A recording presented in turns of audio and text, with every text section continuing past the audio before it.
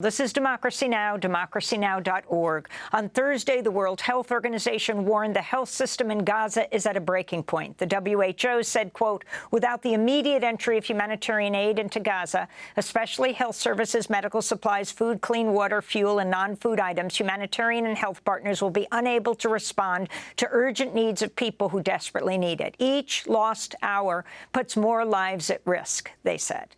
We're joined now by Dr. Zaher Sahloul, President and CEO of MedGlobal, an international medical nonprofit that provides health care in disaster regions. He's joining us from Chicago.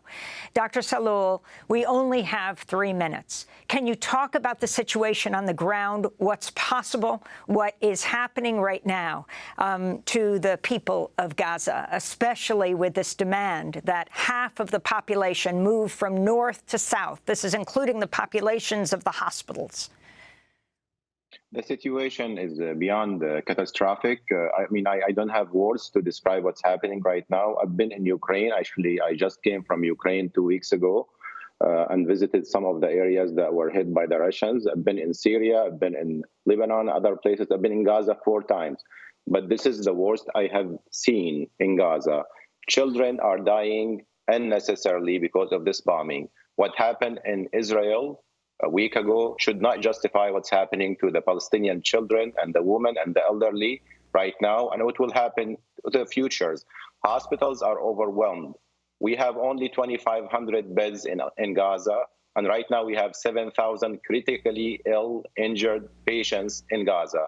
I've seen videos yesterday that was forwarded by Dr. Hussam, who works in one of the hospitals in Gaza, where patients are on the floor of the emergency room because there's not enough beds. Every exam bed has 3 children crying, and many of them are not crying because they are in shock.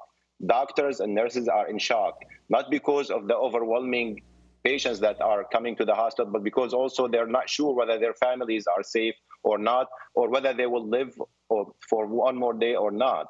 There's 75 attacks, according to the World Health Organization, in the last 6 days on hospitals, on ambulances, that led to 15 medics who were killed and 30 plus who were injured. The situation gonna get worse. That means more innocent people will die unnecessarily. Our hearts and prayers are with the people of Gaza, with the Palestinian people of Gaza, who are not responsible for what happened in Israel. Every loss of life should be treated the same way. And I don't think, as a physician, I've been in crisis areas, in disasters for the past 12 years. This is the worst I've seen. And I'm really fearful for the Palestinian people and the children that have no connection to what happened in Israel. They're not responsible for what happened in Israel. The situation is beyond catastrophe. And I urge our government, because they are the only party that is able to stop this hell that is raining on Gaza.